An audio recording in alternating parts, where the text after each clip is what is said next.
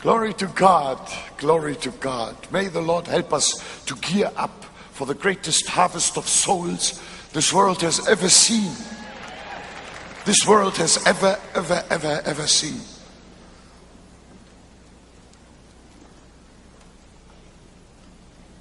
I would like to share with you this morning from my heart, and I believe the Holy Spirit will touch our spirits. You know, when I arrived in Africa, as I already said, I started below zero. And I'm sure anyone can start there. Some always want to start on the top, but in God's wisdom, trees grow from the bottom to the top. And that's where we all start, and we should never despise small beginnings. It is a matter of the Holy Spirit rearing us, bringing us up. There will be trials, there will be quarrels, there will be all sorts of unpleasant matters, but if you keep the divine call in front of your eyes and pursue it with all purpose, you will see the hand of God will lift you up. Hallelujah. I had some fantastic, what shall I say, some very fantastic experiences right from my youth that kind of shoehorned me into this position. When I attended the Bible college in Britain, after I had finished my studies, let me start off like this here this morning. I think it is a very good introduction. I returned to Germany. I lived in North Germany where my parents were. And just north of Hamburg. I always say it's quite funny, you know, I grew up in Hamburg and later on I lived in Frankfurt, but I'm neither a Hamburger nor a Frankfurter.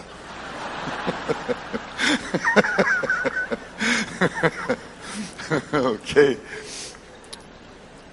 So when I returned, I just completed my studies and I returned to Germany. In those days we didn't go by plane, we went by train. And I had a whole day of time to kill in London, and I wanted to do some sightseeing. My train left at around midnight, and I had the whole day at my disposal. So I wanted to do some sightseeing, but because I had just a couple of coins in my pocket, I couldn't go with an organized tour. I just went from bus to bus, what they call bus hopping. One bus went in that direction. I didn't even know where it was going to. I just went along, and then I changed at the bus station, took another bus and another bus and another bus, and I was kind of crisscrossing London the whole time. And then all of a sudden I thought by myself, I need to stretch my legs, I need to move a little bit. I got off the bus and just walked into a residential area for the sake of exercise. All of a sudden, to my surprise, as I passed the house, I saw a nameplate reading George Jeffreys. And I thought, wow, I know of a man called George Jeffreys. He was a man who brought the gospel of signs and wonders to the United Kingdom. I read his book. Can it be that this man lives here? I thought by myself, no, I was just 21 years of age at that time. So My mind said, no, this is London. Jeffries is a common name. There must be thousands. And George is a very common name. There must be tens of thousands. So this is just a coincidence. But then a still small voice told me inside and said, you've got so much time to kill. Why don't you find out? So I walked through the front garden. I pushed the button of the bell. And a lady appeared. I said, excuse me, ma'am, is this the George Jeffries living in this house whom God used so mightily to bring the gospel of signs and wonders to Britain? And she said to me, yes. I thought, what? I said, may I please see him? She said, no. And I tell you, that lady filled the door frame. She was like a roadblock. And when she repeated her no, I heard a deep voice from the inside saying, let him come in. I don't know how I passed her, but I did. And in I was, and I saw George Jeffries walking down the stairs. I was awed. I didn't even know that that man was still alive. I said, I'm Reinhard Bonnke. I just finished Bible college. I've got a call to preach the gospel in Africa. And I just stumbled over your house. And while I was talking, trying to explain the situation, George Jeffries fell on his knees, pulling me down on the carpet. And he started to pray and bless me, and bless me, and bless me, and bless me, and bless me.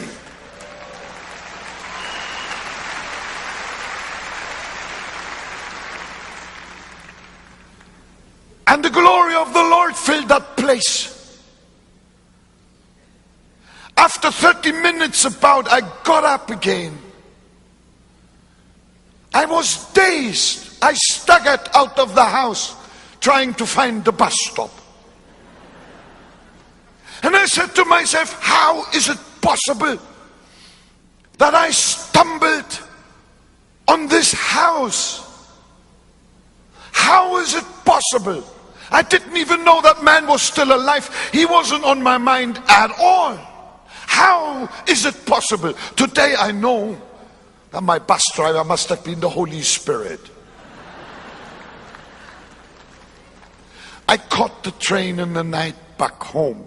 In Hamburg, my dad picked me up at the station. After greeting, he said to me, Reinhard, I just heard the news that George Jeffries has died. I said, what? This can't be. I saw him yesterday. But it was the truth. And then I realized, I think I caught a mantle.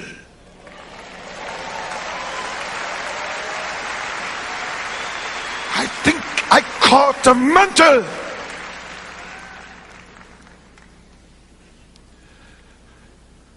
And that's how God does it. I need to explain here something. I don't think I got his anointing because I don't want my fullness from the fullness of any man. Out of his fullness we have all received. Only if we get our fullness from his fullness would our fullness be the original fullness and not some copied stuff. No, I didn't get my anointing from him because I was already baptized into the Holy Spirit. But I'll tell you what I believe happened. I believe a connection took place there. I believe we are all connected, interconnected. God's anointed are interconnected from generation to generation to generation to generation. And God connected me there with the former generation of evangelists for this generation. And I feel in my heart, this is why I tell you the story here, I believe with all of my heart that connectors are going to be connected right here today.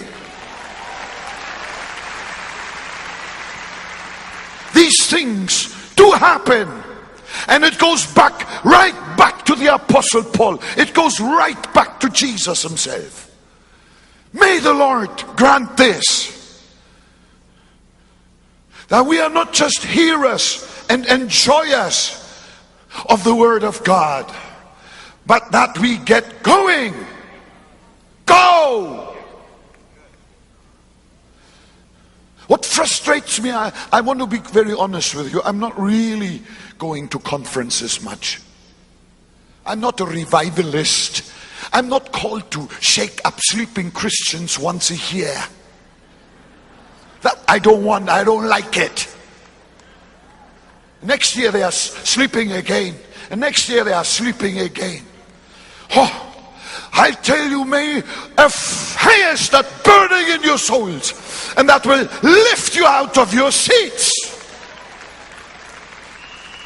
Let me tell you even something worse than this. Jesus will lift you from the deepest pit, but he will not lift you out of your easy chair.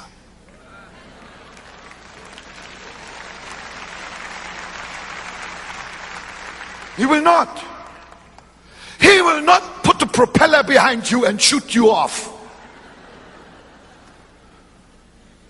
You've got to do this something. Here am I, Lord, send me. He lifts you out of the pit, but you've got to get up from your easy chair. That's the principle of going. Go. Go. In Jesus' name. Say amen. Oh, hallelujah.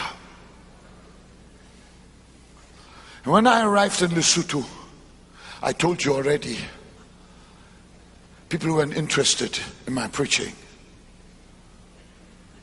I had to unlearn what I had learned before, and the Holy Spirit began to teach me completely fresh and new.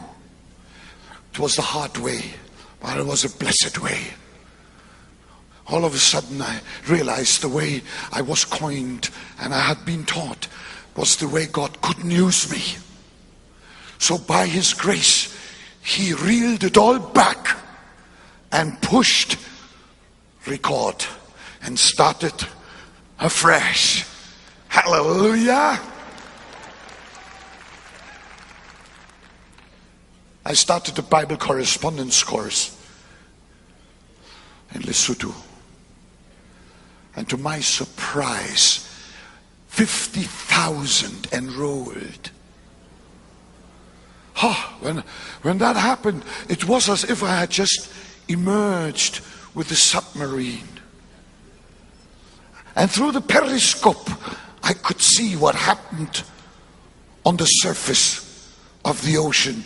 And I saw it was filled with drowning people desperately wanting to get saved. I kind of woke up. Humanity is salvation willing. They are desperate. They want to get saved. And here I sit with my little wrong ideas. I said, oh Lord, help me to move to the drumbeat of the Holy Spirit. And he began to do that. I have now this big job on hand with those 50,000 students. I designed the course myself, of course, with only one object in mind. I wanted them to get saved, because they were not saved. So it worked very well. I had to rent offices. One day I had to pay the rent. It was only $50 per month. But $50 is a lot if you haven't got one in your pocket. And the whole day I felt the pressure. At 5 o'clock p.m. I had to pay the rent. Oh Lord. Well, $50 was a lot. Because there was nobody I knew that could give me $50 anyway in that area. But God answers prayer. 5 o'clock came, but the money hadn't come. And I left the office just to walk to the house where we as a family lived, my wife and our 3 children. And as I was walking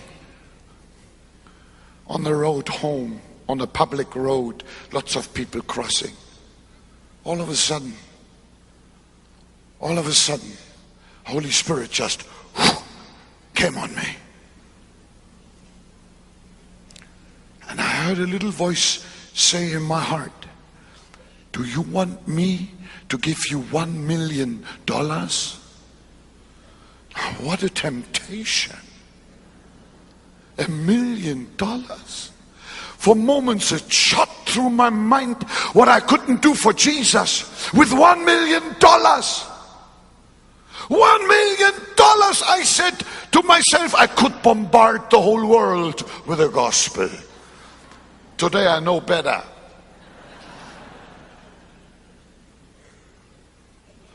All of a sudden a second thought crossed my mind. And I'm not a weepy person at all. I'm a tough German.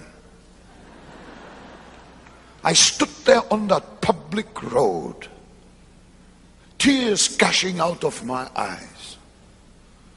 People passing me left and right. I had forgotten this world. I threw up my arms and I cried, no, Lord, I'm not asking for $1 million. I'm asking for 1 million souls.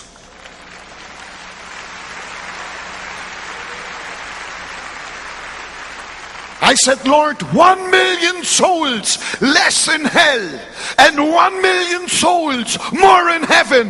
That shall be the purpose of my life and ministry. 1 million souls. And a moment, the Holy Spirit spoke words to me I had never heard or read before, and these words have become the motto of my life. He said, you will plunder hell and populate heaven for Calvary's sake. Hallelujah! Oh, hallelujah! Blessed be the name of Jesus. I just grabbed it. I said, thank you, Lord. Thank you, Lord. Thank you, Lord. I left Lesotho. I said, where do I start? I moved from Lesotho to South Africa, Johannesburg, right next to the big airport in Johannesburg. 5 car minutes away from the home I had there now. I remember when all our little belongings in the boxes were dropped at the roadside there, and I sat on one. I felt like a speck of dust floating in the universe. I said, Lord, I heard you say Africa shall be saved. I don't know how, I haven't got a clue, but here I am. I'm all by myself. I've got nobody. I've no team. I've got nothing. Here I sit on this box at the roadside. For 4 weeks, I didn't hear the voice of God.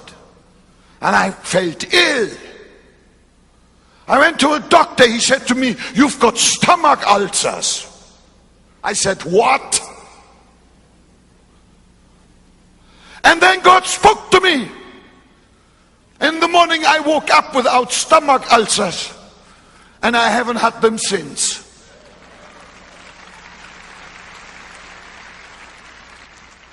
And I went to the little town of capital of Gaborone of Botswana called Gaborone. I went there for another matter. The local pastor expected my coming, and I arrived there. When I arrived there, I had to walk from the airport to town because I didn't have the money for the cab. And as I was walking, suddenly the Holy Spirit, he seems to find me on the road, came upon me and he said, "Can you see over there?" I said, "Yes, Lord. It says there, National Stadium." And the Lord said to me, "I want you to preach my word there." Wow. I said, "Lord, I always had wanted to preach in a stadium, but the people never came. But if you say I'm to preach in the stadium, I will preach in the stadium." I met the local pastor. After greeting, I said, "I want you to go with me to the authorities. I want to rent the National Stadium today. In 4 weeks, my crusade is starting." The first one. I saw his chin drop. He said to me, "What? National Stadium? What do you want the National Stadium for? Don't you know that I've got 40 people in my church?" I said, "No, I don't know about your 40 people, but I know a few minutes ago I heard the voice of the Holy Spirit." I tell you this on purpose because I believe this is how God will deal with you as well.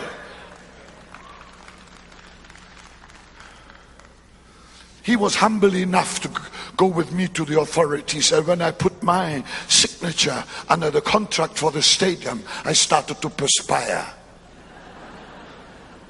I said, "How am I going to fill that stadium?" Somehow my mind played tricks on me. I already saw me in the National Stadium sitting with 40 people. Know how our minds are? Conjuring up pictures.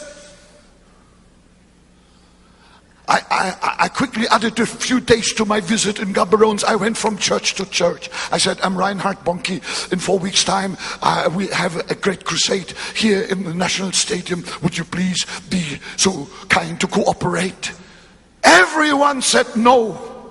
But everybody also said, "Who are you?" I said, "I'm Mr. Nobody, but God spoke to me." They said, "Anyone can say that." I said, "I agree, but he really spoke to me." And when they all said no, I woke up. I said, "Lord, you said I should rent the stadium. This is now our understanding." I said, "Lord, I do the preaching and you bring the people." Peace came into my heart. I flew back the same day, fasting and praying, putting together a tiny team, and then 4 weeks later arriving in Gaborone. Oh, I had prayed so much. I said, "Lord, just to comfort my worried heart, let the stadium be filled the first day." First meeting came, there were 100 people. I know for sure because I counted 10 times. I counted from left to right and then from right to left. But 100 is 100 if you count the heads and not the fingers.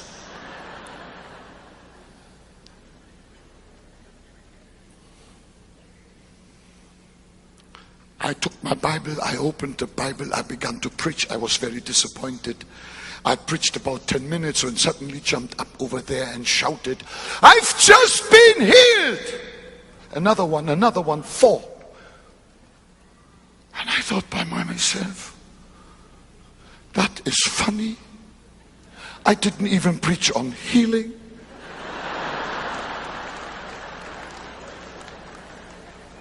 How come they interrupt my sermon?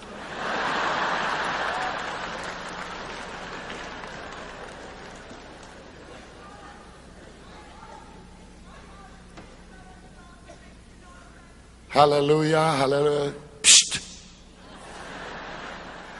Praise God. I said, how is it possible? Today, of course, I have the perfect answer. Because I tell you for sure that Jesus often can't wait until we preachers have finished with our boring sermons. He itches to act. Say amen. He needs little persuasion. Our God is the God of action, and he delights to show his glory. He is a Savior who wants to save. He died to save us. Oh, praise God. Then I called the people forward. I went down, I laid hands on them. Until then I had never seen such a thing. Everyone I touched collapsed. I was frightened.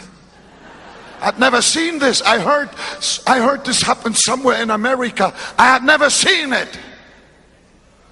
As a matter of fact, I didn't know whether the people were just playing or what. I stooped down and I opened some eyelids. And I only saw the white of the eye. Then I knew this was real. But one woman fell down being blind and came up seeing. And one man went down as a cripple and came up leaping. I thought that place exploded. Oh! The next day, within 2-3 days, for the first time in my life, I preached to a packed stadium. That's how it all began. That's how it began. An absolutely packed stadium.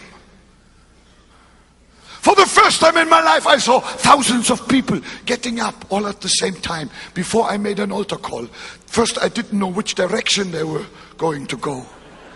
But they came running forward and they were kneeling there weeping, and the Holy Spirit, conviction of sin. Then I knew something has happened. I was longing for so much. Then the Lord spoke to me. I tell you this because this is the pattern, the foundation God laid for my present day ministry. And the Lord said to me, tomorrow I want you to pray for the baptism in the Holy Spirit. I said, Lord, not in a public stadium. No, I came from the German church. We prayed maybe once or twice for the baptism in the Holy Spirit per year, more or less, mostly less.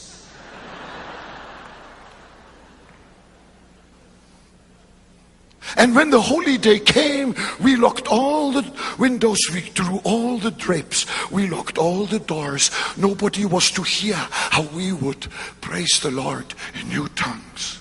I said, Lord, you want me to preach on the baptism in the Holy Spirit in a public stadium?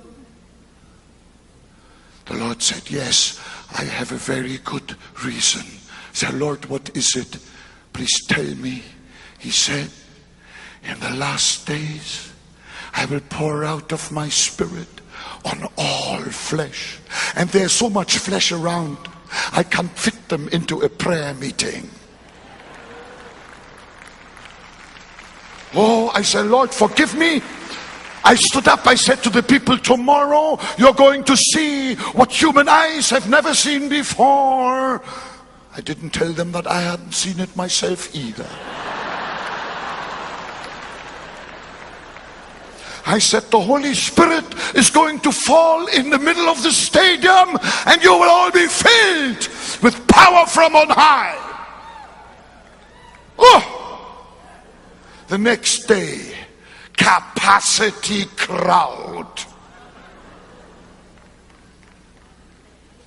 I was just about to start when a friend came to me and said, Reinhard, can't you please change the subject? I said, why? He said, the bishop has come.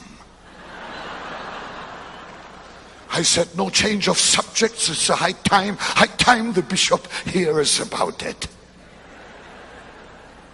And then I started to preach. I said, how many of you want this glorious gift? By mistake, it was forgotten to mention anything about new tongues. Clean forgotten. Can you believe it? Clean forgotten. And I wanted to get up and correct that mistake.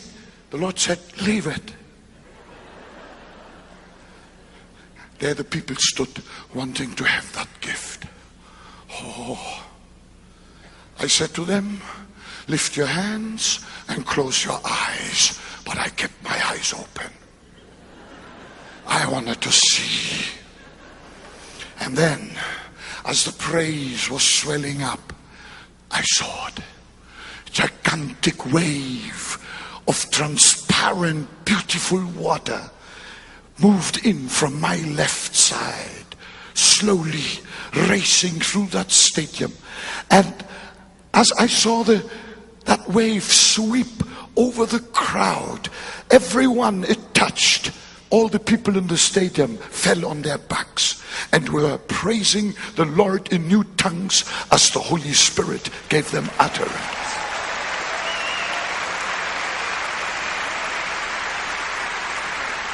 I was shocked.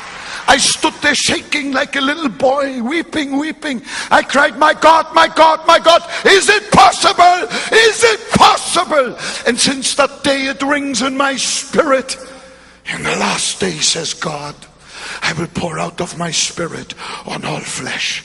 Australia will be filled. Filled. You shall be filled. New Zealand will be filled. Will be filled. Southeast Asia will be filled. China will be filled.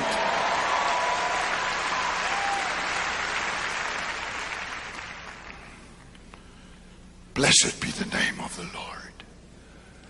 And I said, now I know what breaks the devil's back in Africa.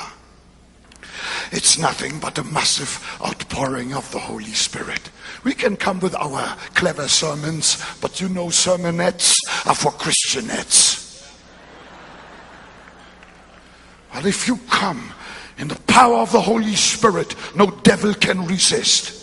We are not on the defense. We are on the offense. It's the offense of the cross, but we are condemned to victory. Say amen. Hallelujah. Blessed be the name of Jesus. I know somehow in my heart, that Jesus is here and that connectors will be connected. Maybe you don't quite know yet what that means, but it shall become clear, absolutely clear.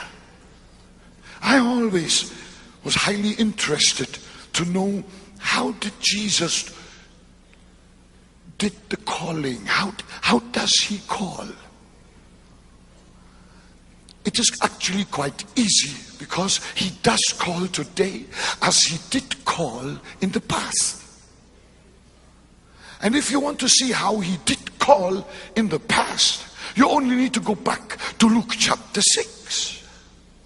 Verse 12 says, now it came to pass in those days that he went out to the mountain to pray and continued all night in prayer to God.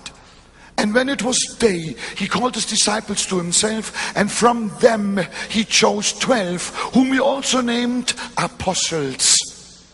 Simon, whom he also named Peter, Andrew his brother, James and John, Philip and Bartholomew, Matthew and Thomas, James the son of Alphaeus, and Simon called the Zealot, Judas the son of James, and Judas Iscariot, who also became a traitor.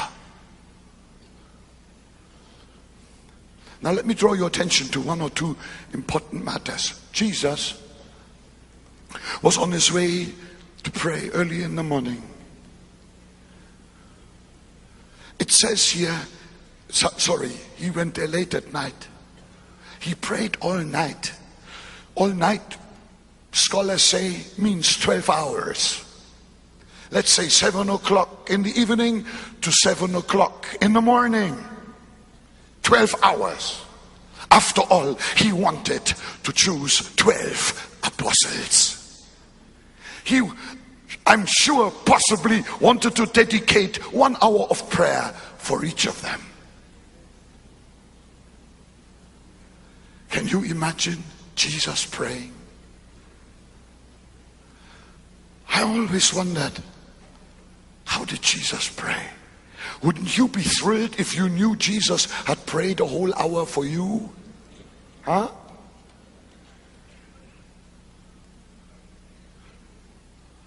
And I thought by myself, how did Jesus pray? How did he pray? Did it take so long for the Father to give him the names of those people? And then, early in the morning, he came down from the mountain. And now listen. If I read the record right, when Jesus chose his apostles at random, or I get the feeling he chose them as he bumped into them. You and you and you. And what about you and you? And you and you and you and you. 1, 2, 3, 4, 5, 6, 7, 8, 9. I need 3 more. 1, 2, 3. 12.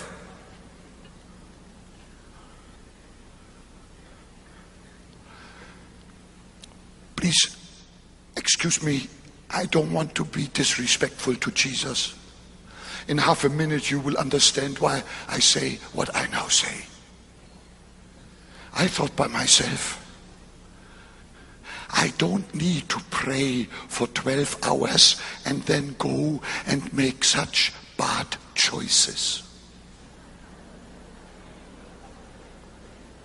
Just have a look whom he chose. There was Peter, impetuous Peter. The very Peter who betrayed him. Oh my God! Jesus chose him. They were the sons of Zebedee. When they were in Samaria and the Samaritans refused accommodation, they said to the Lord, Lord, let fire fall from heaven, burn this village to ashes. What wonderful apostles they would make. They had the spirit of Elijah. So I could go through the whole list and I could bring out all their faults. Let me just talk about one more. Judas Iscariot. Not just that Judas Iscariot sold him to the Sanhedrin, but the Bible says Judas was a thief. A thief. And Jesus chose him.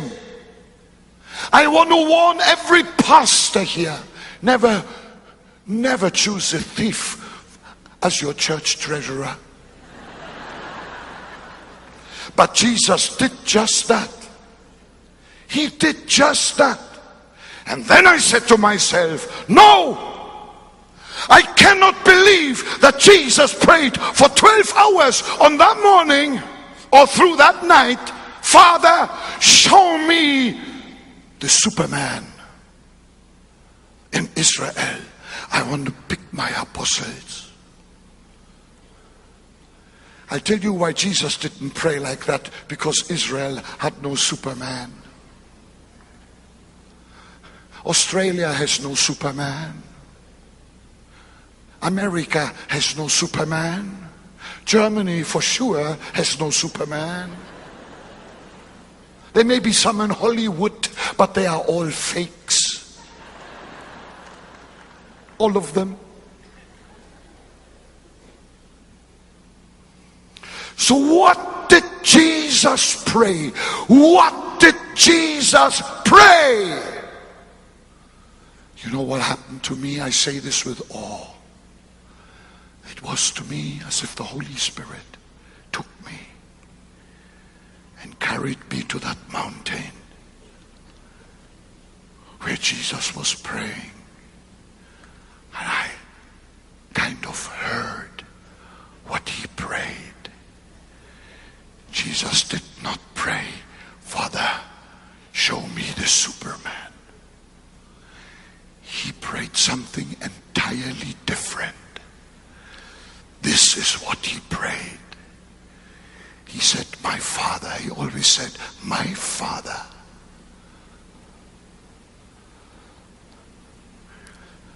You know that I have to choose my 12 apostles. Help me not to plan success as the world plans success. Help me not to choose as kings and rulers choose. Father, not my will, but your will be done. It took 12 hours for Jesus to get the victory over that one point. And then he came down from the mountain and he chose ordinary people, because he knew the best among us wouldn't be able to build his eternal kingdom unless he would be equipped with power from on high. He had the freedom to take anyone, choose ordinary people, the most ordinary people, and turn the most ordinary into the most extraordinary. And in the kingdom of God, the extraordinary is so plenteous that it becomes ordinary. Hallelujah!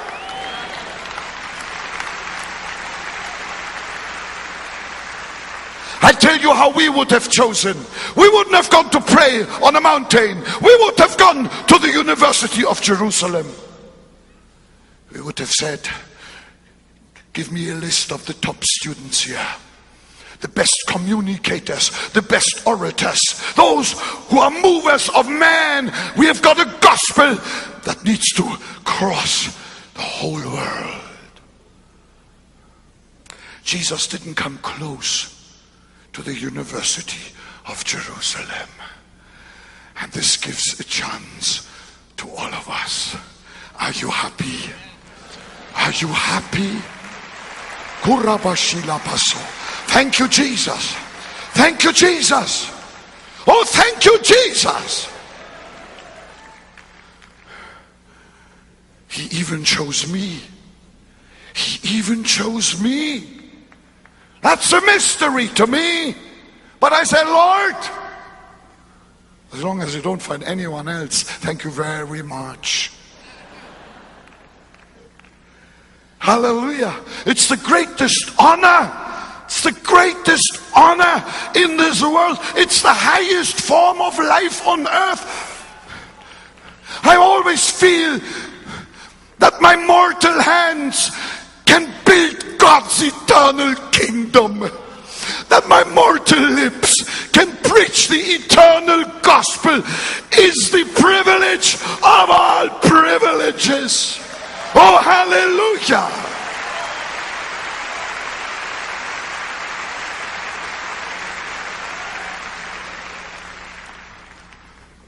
When we were fleeing during World War II, my family was fleeing from East Germany to the West, and we arrived in Denmark.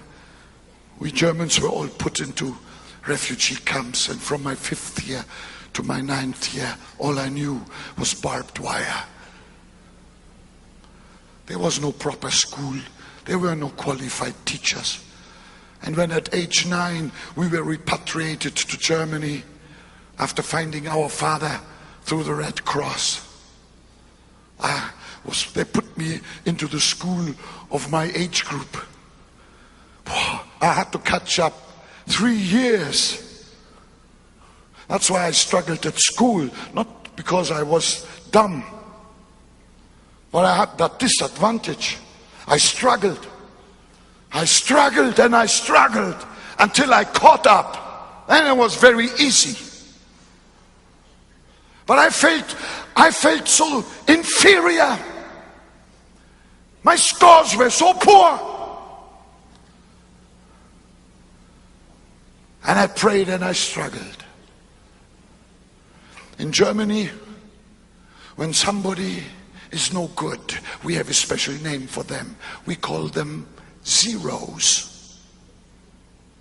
If somebody fails his exams, if somebody can't keep a job, if somebody drops everything, we just call them, that one, he's just a zero, she's just a zero.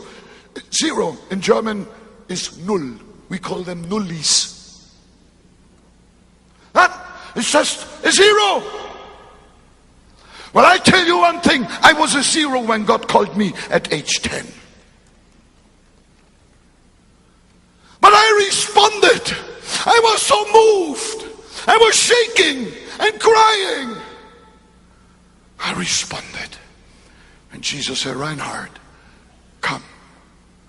I want you to preach the gospel in Africa. You know what happened? I was a zero. And when I responded to the call of Jesus, I discovered that he was the number one. And when I, the zero, stood next to him, we together were already 10.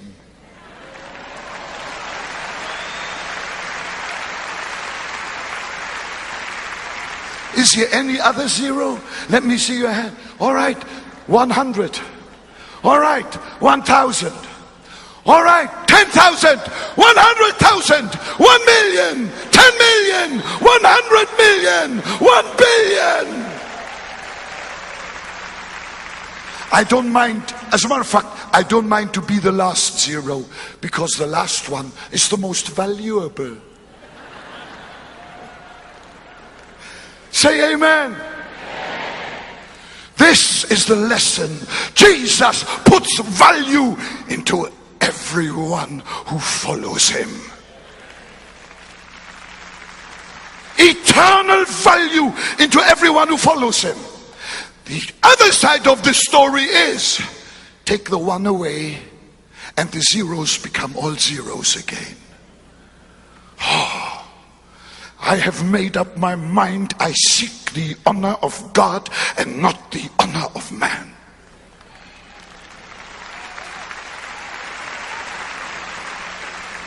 I'm not interested in applause. I'm not interested in titles. I'm not interested. If people give me great names, I don't even notice it. Years back, I was approached by a university. They said, we would like to give you an honorary doctorate. I said, I need to pray over it.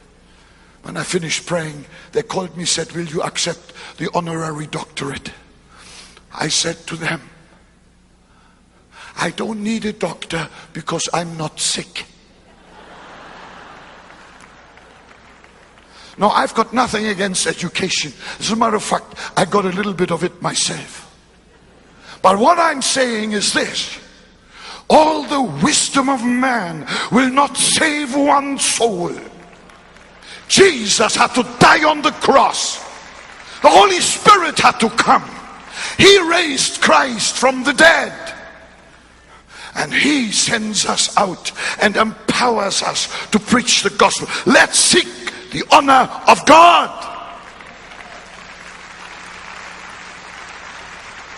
Sometimes people ask me how I have survived so many years in this kind of ministry.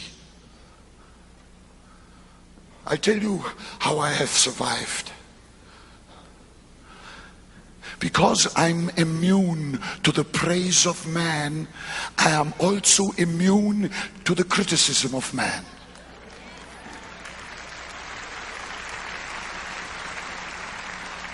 If you love the praise of man, the criticism of man will destroy you. But I'm on nobody's payroll. Here am I as a servant of God. I want to plunder hell, and I want to populate heaven. Hell empty, heaven full. In Jesus' name. Say amen. Glory to God. Glory to God. Glory to God. I want to die one day with a microphone in my hand. And although I believe connectors are going to be connected here today by the Holy Spirit, don't you get the idea that I'm going to die tonight?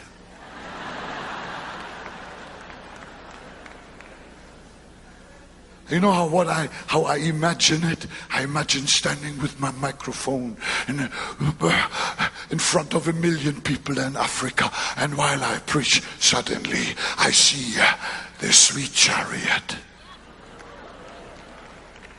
Oh, coming lower and coming closer, closer, closer. And when it passes by my platform, I'm not going to drop my mic. I'm going to throw it. Who wants to catch it? Oh, hallelujah. Hallelujah. Blessed be the name of the Lord. In Jesus' name.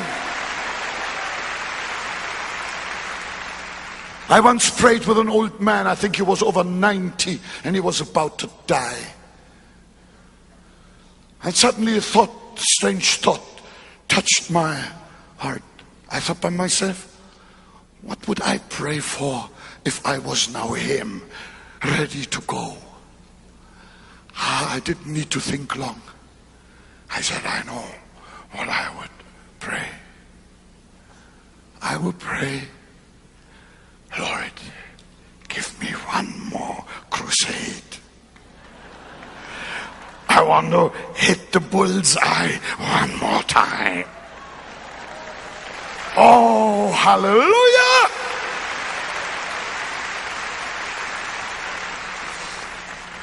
I feel the finger of God is here this morning. And he's touching. You may be already a preacher with all his certificates and with everything he has and wants. That may be very, very well true. But God has got something more for you. He's looking for men who just throw themselves upon the Lord. Men and women! In Jesus' name! I cast myself upon the Lord, for better, for worse, for richer, for poor, life or death, it all didn't matter. But I said, Lord, here am I. Send me. Let me tell you one more story. I think I've got time still to tell you one thing. Have I got time?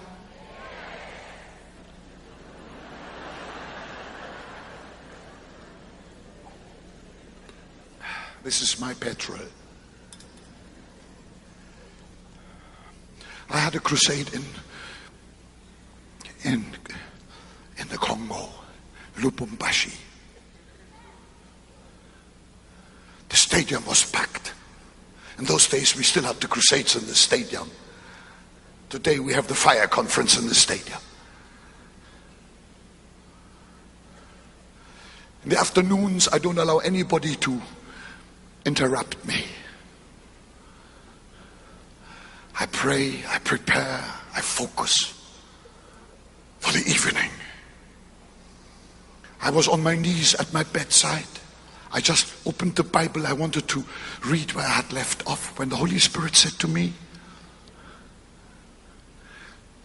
read where you normally don't read. I immediately knew what he meant. 1 Chronicles. The first 9 chapters I always skipped. Why? Because of the genealogies. Starting with Adam. Adam begat. And then the whole verses, pikat, pikat, pikat, pikat, pikat, pikat, pikat, pikat, pikat. I could never get any blessing out of begetting. I thought, what blessing can I get out of this? But now the Holy Spirit said to me, I should read it. So I started to read. After one chapter, I stopped. I said, this reads like a telephone directory. I forced myself to read the next chapter. All these unpronounceable names. What blessing can I get out of them? Suddenly, whew, the Holy Spirit was in my hotel room. And I could see the finger of God on my very Bible. On my very Bible. The finger of God was following those verses. You know, the finger of God is another name for the Holy Spirit. And I saw his finger move along the verses, and every time a name appeared, the finger of God made a brief pause. So he actually, because there were so many names, he went in staccato.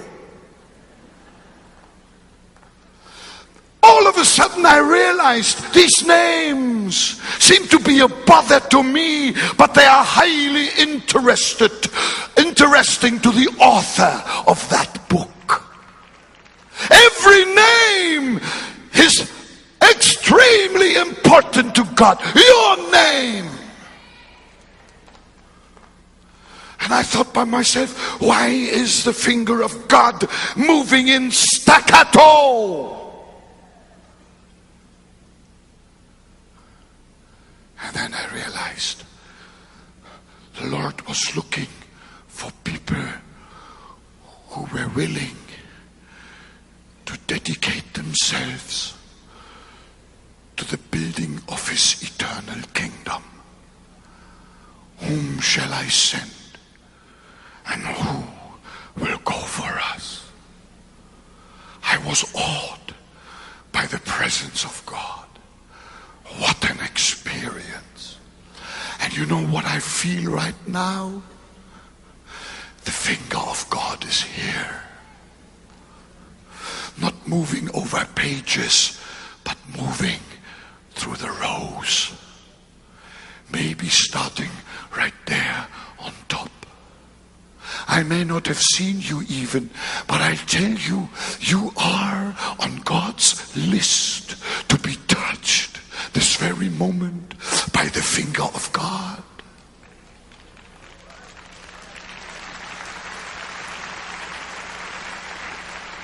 He's looking for people who are willing to throw themselves into his arms, who don't calculate always according to business principles. How much do I make? What about fame and greatness? I vow to God, I don't want to be a peacock evangelist. I want to be someone who really goes to the very abyss of hell, to the brink of the volcano, to rescue those who are about to fall in Jesus' name. This is not a matter of career. This is a matter of service.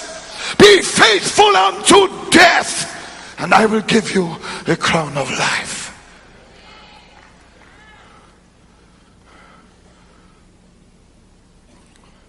This is the call here.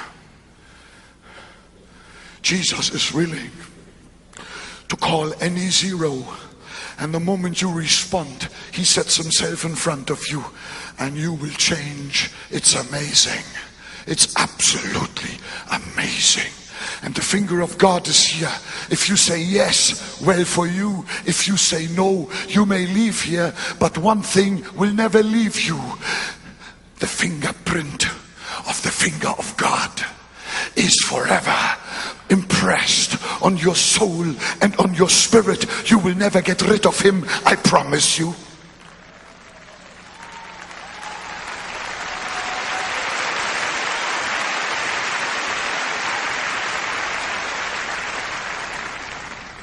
Amen. We have every right to be humble, because we only have got one master, and his name is Jesus. Jesus, Jesus, Jesus, Jesus. Hallelujah. Oh, praise God. I pray that Sydney may not just get revival. I pray that Sydney and Australia may become export centers of revival to the rest of the world.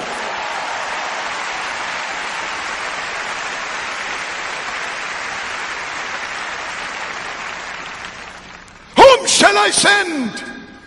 Who will go for us? And he cried, here am I, Lord, send me. And if you're one of them, jump to your feet right now.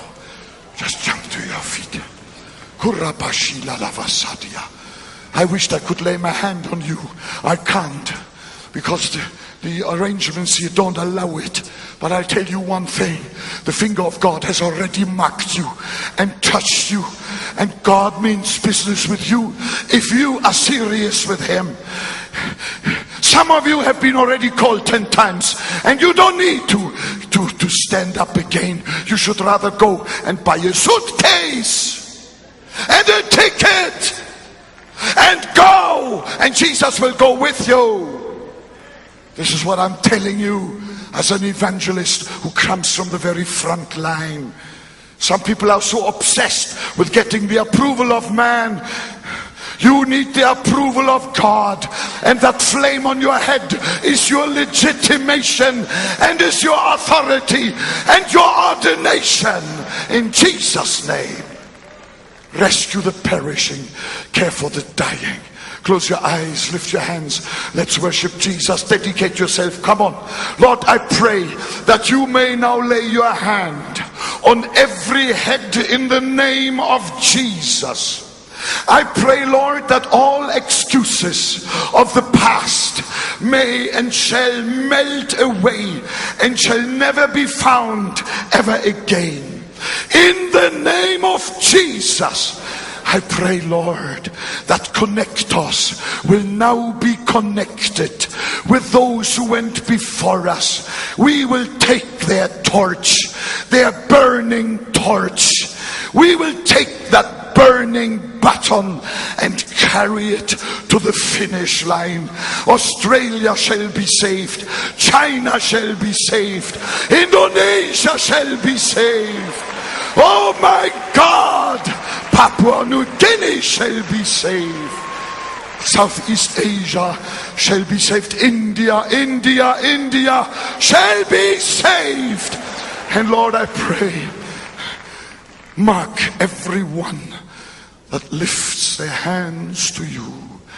Mark them with that flame from above in the name of Jesus. And I pray that they may never ever forget what has happened today, in Jesus' name. Come on, let's worship him. Worship him. Oh, hallelujah.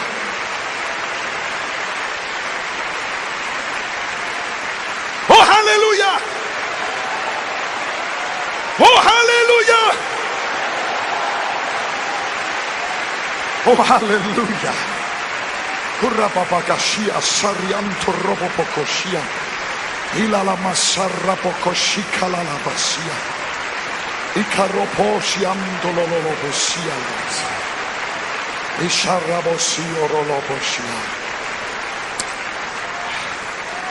When you go through fire, saith the Lord, it shall not burn you. When you go through water, it shall not drown you. I am with you, says the Lord, and I will increase you, and I will strengthen you, and I will give a nation to you, said the Lord. I will give a nation to you. I have already given a nation to you, saith the Lord. Therefore go, I am with you. And you, your spirit, your soul, and your body shall from this moment on become a riverbed for the life-giving flood of my spirit, says the Lord. Amen. Lord, we lift up holy hands for the salvation of Australia. Australia shall be saved. Come on, agree with me. Australia shall be saved. New Zealand shall be saved. Oh, Fiji shall be saved. The Solomon Islands shall be saved. Irian Jaya shall be saved. Papua New Guinea shall be saved. Indonesia shall be saved. Singapore, China shall be saved. Malaysia shall be saved. And India shall be saved. Lord, I thank you that your fire will race across this globe in Jesus' name. And we will follow the fire in Jesus' name. Amen.